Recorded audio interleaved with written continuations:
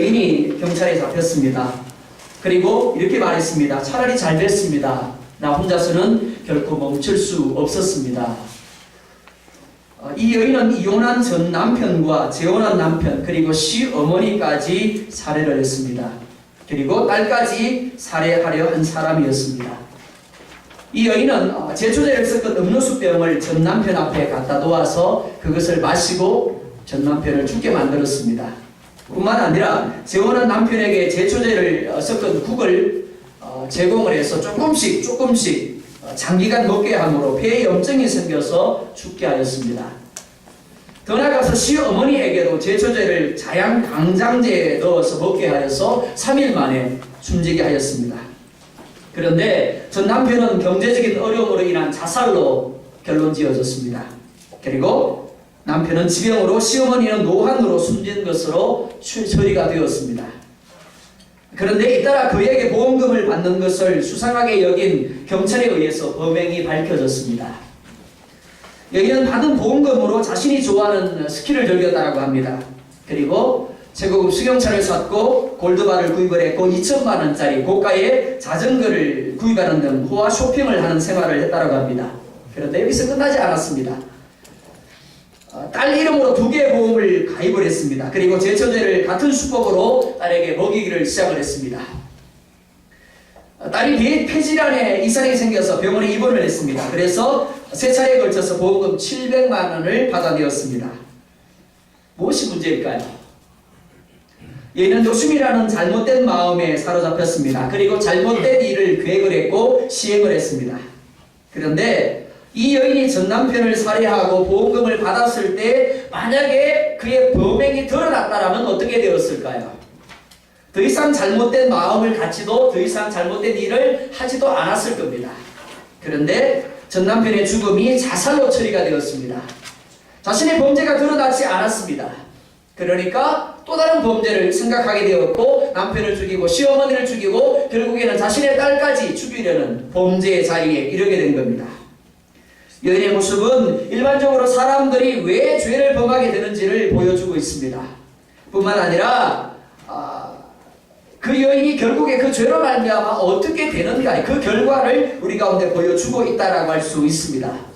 여인은 자족하지 못했습니다. 설마 하고 생각을 했습니다. 그리고 당장에 심판이 이루어지지 않기 때문에 괜찮다라고 생각을 했습니다. 그래서 또 다른 범죄에 빠지게 되었습니다. 그래서 자신은 물론이고 주변 사람들을 망치게 되었습니다. 그런데 결국에는 범죄한 만큼의 대가를 치르게 됨을 볼 수 있습니다. 이것이 범죄의 속성입니다. 하와가 선악과를 따먹습니다. 왜 그랬습니까? 하나님의 말씀을 의심했고 나름대로 해석했기 때문입니다. 그리고 선악과가 보암직했고 먹음직했고 지혜롭게 할 만큼 탐스럽게 보였기 때문입니다. 하지만 궁극적인 이유는 스스로를 하나님의 자리에 올려놓음으로 하나님이 더 이상 존경과 두려움의 대상이 되지 않았기 때문입니다. 그러니까 죄란 하나님을 하나님으로 인정하지 않는 겁니다. 또한 하나님이 정하신 기준보다 자신의 기준을 더 중요하게 여기는 것이 죄입니다. 그리고 한번 시작된 죄는 결코 한 번으로 끝나지 않습니다. 예화로던 여인처럼 또 다른 죄를 범하게 됩니다. 언제까지요? 자신이 망할 때까지요. 주변 사람들을 망하게 할 때까지입니다.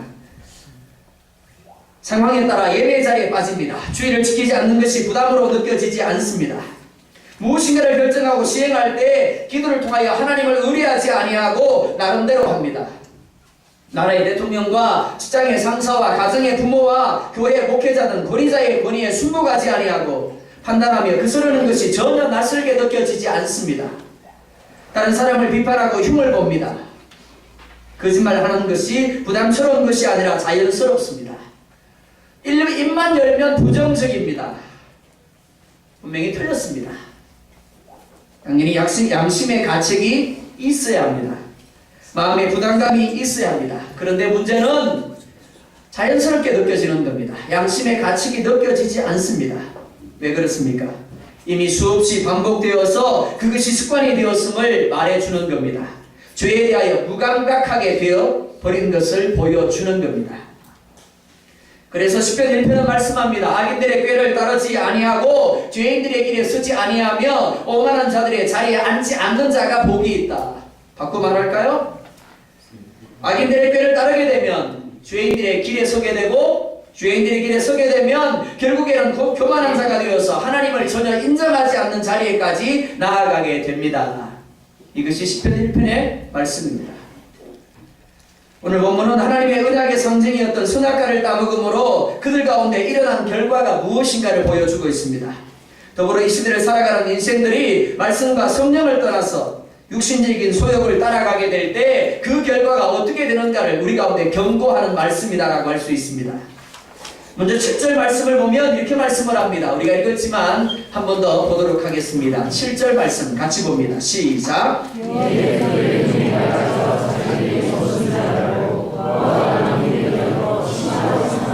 아멘. 7절 말씀은 세 가지를 말씀하고 있습니다. 첫째, 그들의 눈이 밝아졌습니다. 둘째, 벗은 것을 알게 되었습니다. 셋째, 무화과 나무 잎을 엮고 치마로 삼았습니다. 눈이 밝아졌다라는 것을 원문을 보면 첫 번째, 눈이 열렸다라는 의미입니다. 두 번째, 감각의 눈을 뜨게 되었다라는 의미입니다. 그런데 7절 말씀은 눈이 밝아진 것과 벗은 것을 알게 된 것을 같은 맥락에서 이야기하고 있습니다. 즉 눈이 밝아짐으로 벗은 줄을 알게 되었다라는 겁니다. 과거에 그들이 벗고 있었으나 그들은 벗은 줄을 알지 못했습니다. 왜요? 그 이유가 뭐라고 이야기를 하고 있습니까? 그들의 눈이 닫혀져 있었기 때문이다 라고 말씀합니다. 사실 벌거벗은 것은 사람만이 아닙니다. 하나님이 지으신 모든 동물들이 다 벗고 있었습니다. 하지만 벗었음을 알지 못하였습니다. 왜냐하면 그것이 하나님이 만드신 기준이었고 질서였기 때문에 그렇습니다. 그런데 선악과를 따먹고 나니까 눈이 열렸습니다. 그리고 자신들이 벗은 줄을 알게 되었습니다. 성경은 아담과 하와가 앞을 보지 못하는 맹인이었다라고 말씀하고 있지 않습니다. 그들은 분명 밝고 선명하게 앞을 볼 수 있는 눈을 가지고 있었습니다. 자, 그렇다면 7절에서 눈이 열렸다라는 말, 이 말이 의미하는 것이 무엇일까요? 눈이라고 번역된 단어는 히브리어로 아인입니다. 아인은 눈을 가리키는 단어입니다. 그런데 실제로 사용될 때는 그 이상의 의미를 가지고 있습니다. 아인은 전체 보는 과정을 말합니다. 그리고 이해하고 행동하는 모든 과정을 가리킵니다. 그래서 구약 성경에서 아인이라는 단어가 사용될 때 그것은 일반적으로 지식을 가리킵니다. 성격을 가리키고요, 태도를 가리키고, 그리고 성향과 견해와 반응을 가리킵니다. 그러니까 눈이 열렸다라는 말, 눈이 밝아졌다라는 말, 그들이 선악과를 따먹음으로 그의 태도와 그의 성향과 그의 견해가, 그의 반응이 어떻게 되었다고요? 바뀌게 되었다라는 겁니다. 그들은 다른 동물들과 마찬가지로 벌거벗고 있었습니다. 하지만 그들은 전혀 자신들이 벌거벗은 것을 인식하지 못하였습니다. 그것이 하나님의 창조 질서였기 때문에 당연하게 받아들여졌습니다. 하지만 죄가 들어온 이후에 그들의 견해와 태도가 바뀌어졌습니다. 그래서 하나님이 만드신 창조 질서가 당연한 것에서 이상한 것으로 받아들여졌다라는 겁니다. 그래서 벌거벗은 것을 인식하게 된 겁니다. 교회 밖에 머물던 때 바울은 교회와 그리스도인들을 핍박하는데 앞장을 섰던 사람입니다. 그런데 다메섹에서 예수님을 만납니다. 그리고 견해가 바뀝니다. 태도가 변화되게 됩니다. 교회 밖에서 머물던 때 바울은 기독교가 주장하는 모든 것이 틀렸다라고 생각을 했습니다. 이상하다고 받아들였습니다. 그런데 예수 그리스도를 영접하고 난 이후에 바울은 교회 밖의 사람들이 틀렸고 교회 밖의 사람들이 이상하고 오히려 교회 안에 있는 사람들이 말하는 것들이 진리임을 알게 되었다는 겁니다. 어떻게 해요? 그의 태도가 바뀌어졌고 그의 성향이 바뀌어졌고 그의 견해가 바뀌어졌기 때문이다라는 겁니다. 미국 시카고에 있는 어느 한 교회에서 3살짜리 여자아이의 장례식이 진행되고 있었습니다. 이 아이는 먹지 못해 굶어 죽은 아이였습니다. 그런데 이 여자아이의 장례식에 아주 남루한 옷을 입고 충혈된 눈으로 찾아온 한 알코올 중독자가 있었습니다. 그는 사람들이 기도하는 틈을 타서 죽은 아이의 신발을 벗겼습니다. 그리고 그 신발을 팔아서 술을 사 먹었습니다. 이 사람은 죽은 아이의 아버지였습니다. 20년 이후에 시카고 제1장로교회에서는 수천 명의 사람들 앞에서 한 사람이 외치고 있었습니다. 이렇게 말합니다. 죽은 딸의 장례식에서 신발을 훔쳤던 화렴치범이 바로 저였습니다. 만물의 찌꺼기 같은 나를 다시 살려주시고 하나님의 일꾼으로 삼아주신 분이 바로 위대하신 하나님이십니다. 그가 바로 시카고의 부흥사였던 멜트라드 목사였다라고 이야기를 합니다. 하나님의 성령이 그에게 임하심으로 그의 태도가 바뀌었습니다. 그의 견해가 바뀌었습니다. 그의 성향이 바뀌어서 알코올 중독자에서 목회자로 변화된 삶을 살게 한 겁니다. 이는 아담과 하와도 마찬가지입니다. 사람은 하나님의 특별한 은총을 받은 존재입니다. 하나님께서는 사람을 지을 때 어느 피조물들처럼 짓지 아니하시고 하나님의 형상, 즉 하나님의 영광을 따라 지으셨습니다. 그리고 하나님의 특별 은총이 그들을 감싸고 있었기에 그들은 벌거벗었으나 벌거벗은 것을 알지 못했습니다. 수치스럽게 느끼지 않았습니다. 자, 여러분들이 한번 물어볼까요? 혹시 목욕탕에서 벌거벗은 거 부끄러워하십니까? 그러지 않으시죠? 만약 여러분들이 부끄러워하신다면 여러분들이 이상한 겁니다. 그랬습니다. 하나님의 영광이 함께하고 있을 때 아담과 하와는 벌거벗었지만 그들의 벌거벗은 것을 부끄럽게 수치스럽게 여기지 않았습니다. 그런데 죄를 범한 이후에 하나님의 특별 은총이 거두어졌습니다. 하나님의 형상이, 하나님의 영광이 오염되어져 버렸고 훼손되어져 버렸습니다.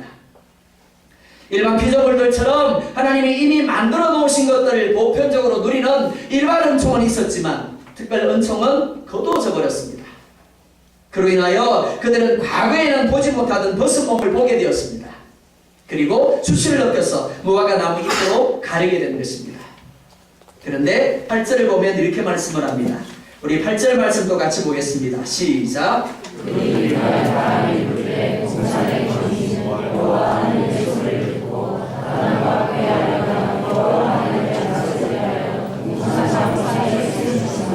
아멘. 하나님의 동산이 어떻게 하셨다고요? 거느렸더라 라고 말하고 있습니다. 그리고 그때는 바람이 불 때였다 라고 말하고 있습니다.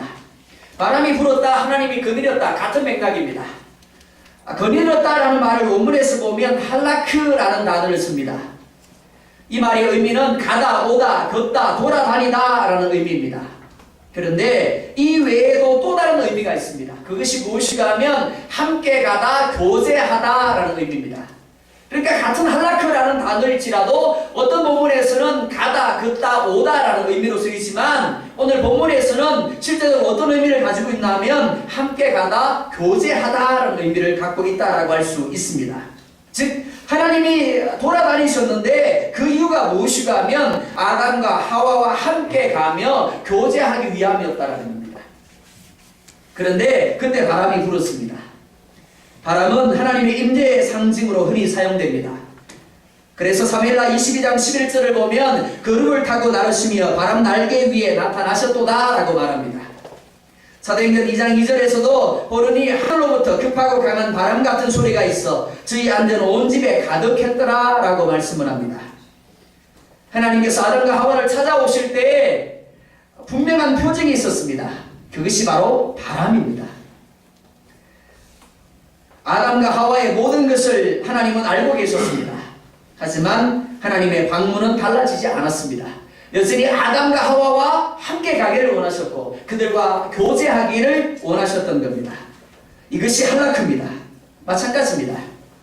내가 가진 문제가 무엇인가를 누구보다 잘 알고 계시는 하나님은 나와 함께 하기를 원하십니다. 나와 교제하기를 원하십니다. 그리고 이를 통하여 세상이 주지 못하는 기쁨과 평안함을 내게 누리게 하기를 원하십니다. 더 나아가서 나의 연약함을 치유하시고 나의 죄악을 사하시기 위하여 우리의 삶 가운데 찾아오심을 믿을 수 있기를 원합니다. 하나님은 택한 백성들 중에 항상 임재하고 계십니다. 그러나 때때로 하나님이 우리 중에 임재하고 계심을 실제적이고 구체적으로 드러내실 때가 있습니다. 그게 뭔데요? 바람입니다. 우리가 예배하는 중에 혹은 우리가 말씀을 듣는 중에 혹은 우리가 기도하는 중에 바람과 같은 소리로 우리 가운데 임재하십니다. 혹은 불의 혀같이 갈라지는 모습으로 우리 가운데 임재하십니다. 혹은 우리의 감각을 만지심으로 우리 가운데 함께 하십니다. 100명이 예배하는데 동일하게 하나님의 임재를 누리는 것이 아닙니다. 동일하게 하나님의 바람을 경험하는 것이 아닙니다. 나는 아무런 것도 느끼지 못하고 있는데 내 옆에 있는 집사님이 갑자기 울기 시작합니다. 왜 울까요? 남편에게 받은 서럽이 못 받쳐서 울까요? 아니요. 그 순간에 하나님이 그를 만지시고 계신 겁니다.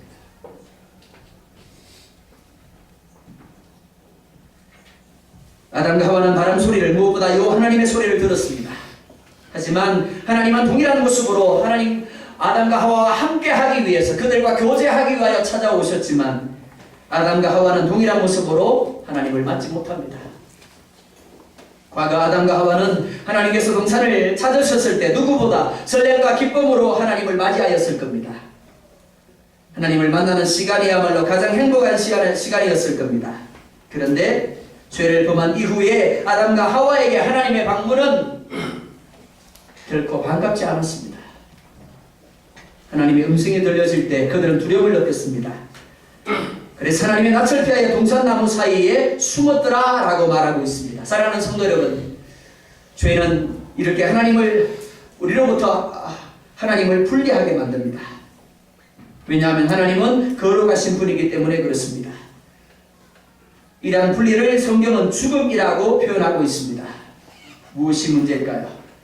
그 사람은 그대로 이래 속사람의 태도와 견해와 성향이 바뀌어 버렸기 때문입니다. 그래서 로마서 1장 28절은 말씀합니다. 또한 저희가 마음에 하나님 두기를 싫어하였더라. 뿐만 아니라 요한복음 1장 9절 이하를 보면 참빛 그 세상에 와서 각 사람에게 비추는 빛이 있었나니 그가 세상에 계셨으며 세상은 그로 말미암아 지은 되었으되 세상이 그를 알지 못하였고 자기 땅에 오매 자기 백성이 영접하지 아니하였으나. 무슨 말입니까? 분명히 우리가 하나님을 예배합니다. 하나님 이 자리에 임재하십시오 라고 구합니다. 그런데 문제가 뭐라고요? 우리 가운데 있는 죄가 그 하나님의 임재를 거부하고 있다는 겁니다. 하나님이 이 자리에 임재하시나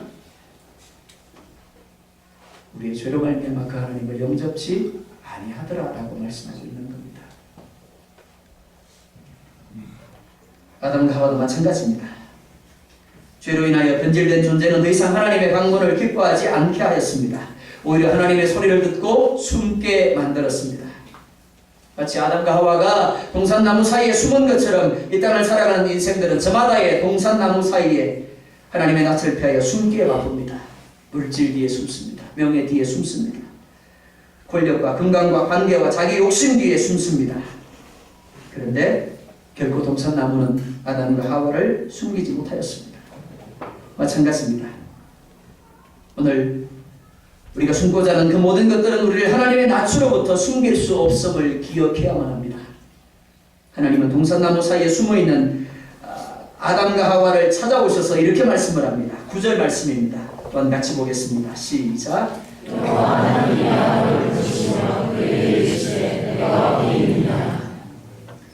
하나님이 아담을 부르십니다. 왜 부르실까요?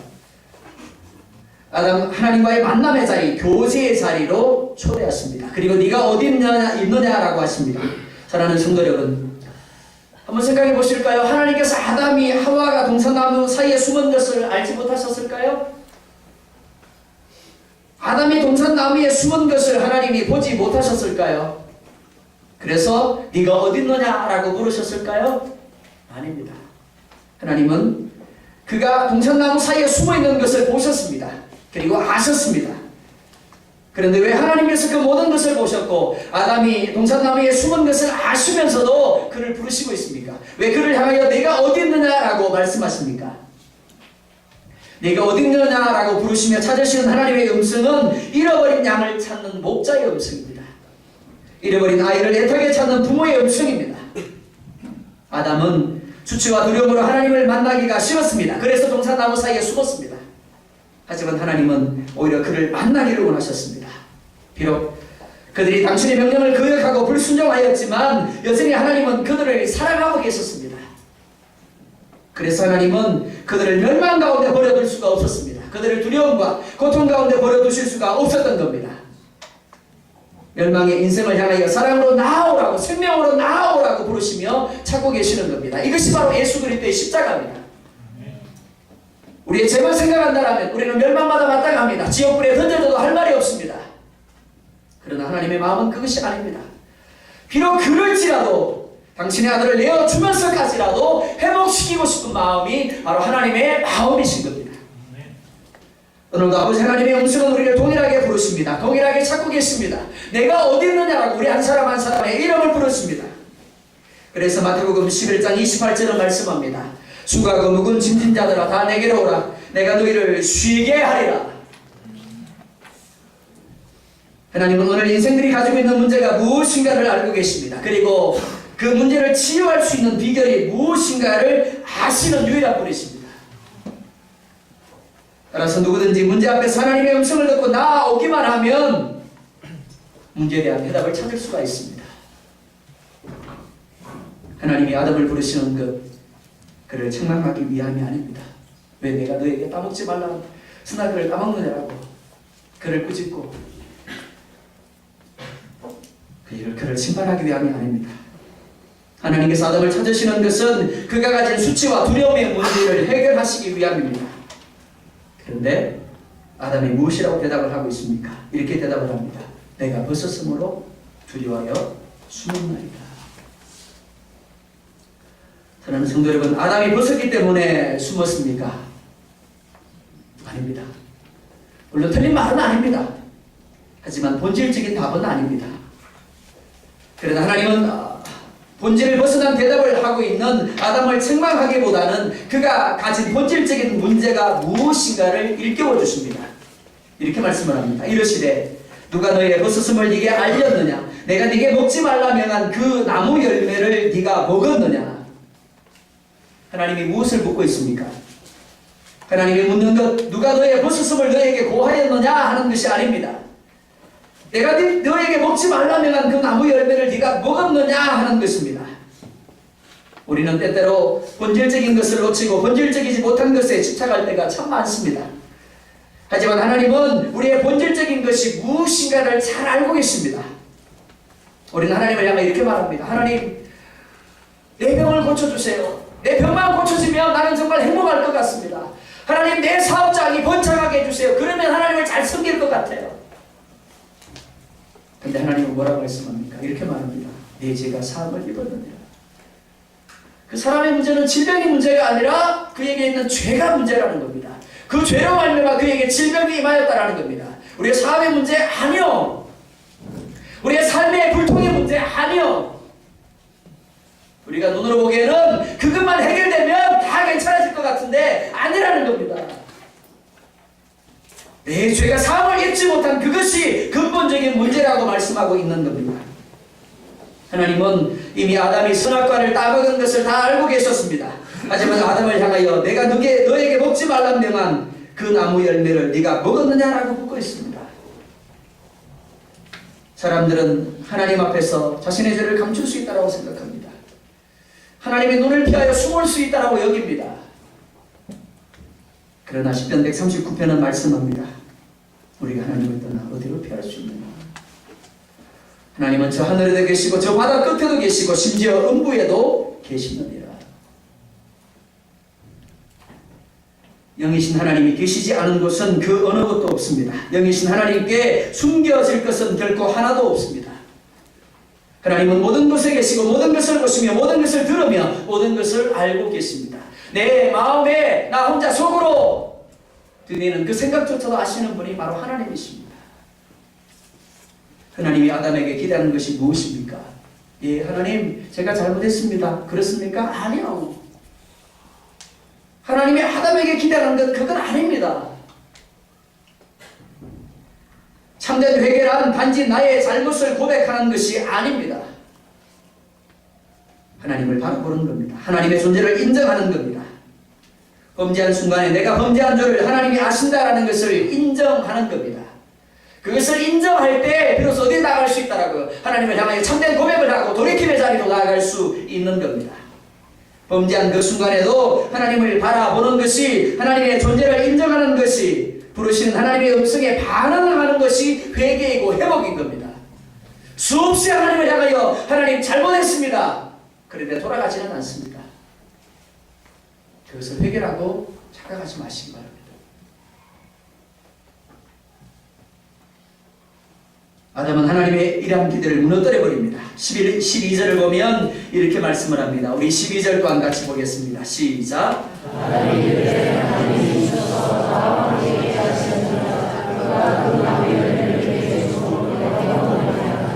아멘. 아담은 내가 선악과를 먹었습니다 라고 대답을 합니다.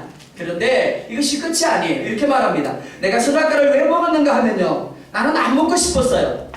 그런데 하나님이 내게 주신 여자 있잖아요. 하나님이 엄청나게 이쁘게 만드셔가지고 바라보기만 해도 내 심장이 쿵쿵닥쿵닥 뛰고 어느 한순간도 넘어가 안 갈 수 없는 그 여자가 내게 주니까 내가 어쩔 수 없이 먹었습니다. 근데 그 여인을 누가 죽었다고요? 하나님이 주셨어요. 맞습니다. 분명 하와가 그에게 주었습니다. 그러나 아담은 하와의 제안을 얼마든지 거절할 수 있었습니다. 더욱이 그는 가정의 모든 것을 결정할 책임을 가진 가장이었습니다. 따라서 아담의 죄는 어찌 보면 하와보다 더 크다고 할 수 있습니다. 하와의 행위를 막지 못한 잘못이 있습니다. 그리고 그의 동조한 잘못이 있습니다. 사랑하는 성도 여러분, 우리는 항상 드러난 사람, 드러난 환경, 상황에 초점을 맞추고 반응하려는 경향들이 있습니다. 구약 제사 중에 속건제라는 제사가 있습니다. 이는 다른 사람에게 죄를 범했을 때 드리는 제사입니다. 예를 들면 내가 누군가의 물건을 훔쳤습니다. 그럼 어떻게 해야 될까요? 용서 받으려면요, 내가 훔친 것을 돌려주면 되는 겁니다. 그죠? 돌려주면 되는 거예요. 근데 하나님 뭐라 말씀하시냐면 돌려주는 것으로 끝나는 것이 아니라 하나님 앞에 제사를 드려야 된다라고 말씀하고 있습니다. 왜 그럴까요? 내가 누군가를 때렸어요. 그래서 잘못했어, 용서해줘. 그러면 끝나는 거 아니에요. 근데 하나님 뭐라고요? 하나님 앞에서 제사하래요. 속건제 하래요. 내가 누군가를 미워했어요. 내가 누군가를 너무 따라 상처를 줬어요. 그러니까 손 내밀면 끝나는 거 아니에요. 우리 잘하자. 일반적으로 우리가 그럽니다. 그죠? 악수해. 그러면 끝나잖아요. 근데 하나님의 방법은 그게 아니라는 겁니다. 하나님 앞에 나와서 속건제를 드리라고 말씀을 합니다. 왜요? 단지 그 사람에게 잘못한 것만이 아니라 그 상황의 주관자이신 하나님을 인정치 아니하고 하나님께도 범죄한 것이 되기 때문에 그렇습니다. 하나님 우리에게 기대하는 것이 무엇입니까? 우리의 삶이 어떠하든지 그것을 주관하시는 이가 하나님이심을 인정하는 겁니다. 맞는다라면 맞는 것조차도 하나님의 것으로 인정해야 한다는 겁니다. 잃어버린다라면 잃어버린 것조차도 하나님의 선대로 인정해야 한다는 겁니다. 어떻게 해요? 그 잃어버림으로 끝난 게 아니에요. 하나님 의도하심이 있습니다. 로마서 8장 28절이 뭐라고 이야기를 합니까? 내가 지금은 마치면, 지금은 내가 잃어버리지만 하나님이 어떻게 하신다고요? 합력하여 서로 이루어 주신대요. 채워주신대요. 갚아주신대요. 내가 맞으면서도 한쪽을 더 내줘야 될 이유가 바로 여기에 있는 겁니다. 잃어버리면서도 다투지 않아야 될 이유가 바로 여기에 있는 겁니다. 더 좋은 것으로, 더 많은 것으로 채워주실 하나님을 믿기 때문에 그 사람에게 그대로 반응하지 않는 겁니다.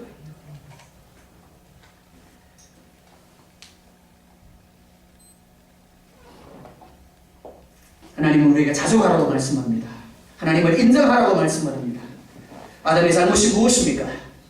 상황의 주관자이신 하나님의 말씀보다 하와의 말을 더 신뢰하고 따랐다라는 겁니다. 하와가 주어서 어쩔 수 없이 먹은 것이 아니에요. 자신도 하와처럼 하나님과 같이 되고 싶었던 겁니다. 그래서 먹은 겁니다. 그러면서도 마치 하와가 문제인 것처럼, 하나님이 문제인 것처럼 말하고 있는 겁니다. 과연 그 사람이 문제일까요? 아니요, 하나님이 문제일까요? 아니요, 내 믿음이 문제인 거예요. 내가 하나님의 섭리를 인정하지 못하는 겁니다. 내가 하나님이 내게 주시는 말씀, 내가 분명히 합력하여 선을 이룰 거라는 그 말씀을 신뢰하지 못하니까 아담처럼 하는 거예요. 하와가 주지 않았다면, 하나님이 여자를 주지 않았다면 나는 결코 범죄하지 않았을 겁니다. 과연 그랬을까요? 이처럼 저는 본질적인 자신의 책임은 인정하지 않습니다.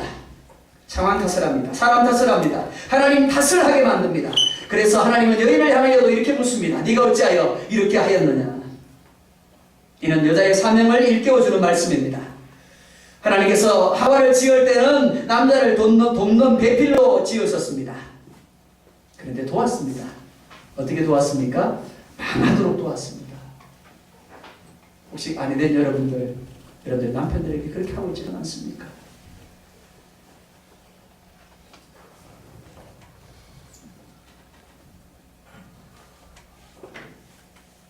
아담처럼 여인 역시 뱀에게 책임을 전가한 것을 볼 수가 있습니다. 분명 여인은 뱀의 말을 듣고 고개를 들어본 이후에 선악과가 보암직하고 먹음직하고 지혜롭게 할 만큼 탐스럽게도 한 나무였기에 자신의 판단에 의해서 선악과를 취하였습니다.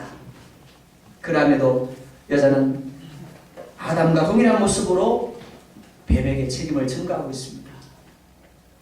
우리의 모습 아닙니까? 하나님은 본질적인 이유를 묻지만 아담과 하와는 탐만하고 있습니다. 우리는 바쁘기 때문에 힘들기 때문에 라고 말하지만 하나님은 근본 문제는 그것이 아니라고 말씀을 합니다. 하나님을 주인으로 하나님을 주권자로 인정하지 못하는 데 있다라는 겁니다. 하나님이 주신 축복의 말씀들을 신뢰하지 못하는 것이 문제라고 말씀을 합니다. 그래서 자기 기준을 가지고 자기 나름대로의 삶을 사는 겁니다. 사랑하는 성도 여러분, 중요한 것은 상황이 아닙니다. 아담처럼 어디에 있느냐라는 겁니다. 하나님을 기뻐하고 하나님을 누리는 하나님과 친밀한 관계 속에 있느냐, 아니면 나 자신을 기쁘게 하는 자리에 있느냐라는 겁니다. 하나님의 말씀을 신뢰하고 하나님을 나의 삶의 주인으로 인정하는 자리에 머물고 있느냐라는 겁니다. 아담과 하와의 문제가 이것입니다. 그래서 선악과를 따먹었고 무화과 나무 잎으로 엮어서 몸을 가리고 나무 뒤에 숨은 겁니다. 오늘도 하나님은 아담의 이름을 부르시며 찾으신 것처럼 우리의 이름을 부르십니다. 우리를 찾고 계십니다. 우리의 문제를 해결하기 위하여, 우리를 치유하기 위해서 우리를 찾으십니다. 하나님이 여러분에게 말씀을 통해서, 찬양을 통해서, 기도를 통해서, 혹은 상황을 통해서 말씀을 주시고 감동을 주실 때 핑계하지 마시기 바랍니다. 숨거나 피하지 마시기 바랍니다. 주님은 여러분들을 책망하기 위하여 찾으시는 것이 결코 아닙니다. 회복하시고 새롭게 하시며 하나님의 모든 좋은 것으로 충만히 누리게 하기 위하여 찾으십니다. 그때 본질적인 문제를 내어놓고 고백하시기 바랍니다. 하나님을 나의 주인으로 인정하지 못했습니다.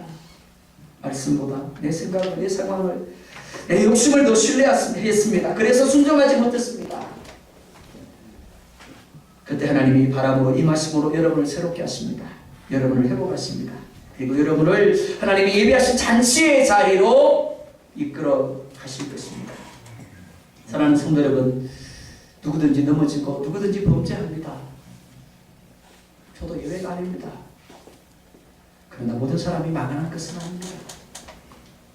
망하는 이유는 하나님이 찾아오셔서 하나님이 그 이름을 부르시면서 함께함의 자리에, 교제의 자리에 회복을 위하여 부르실 때, 찾으실 때 하나님의 음성을 거부하기 때문입니다.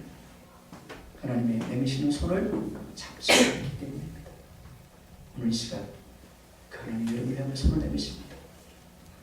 오늘 이 시간 하나님이 여러분들 이름을 부르고 있습니다.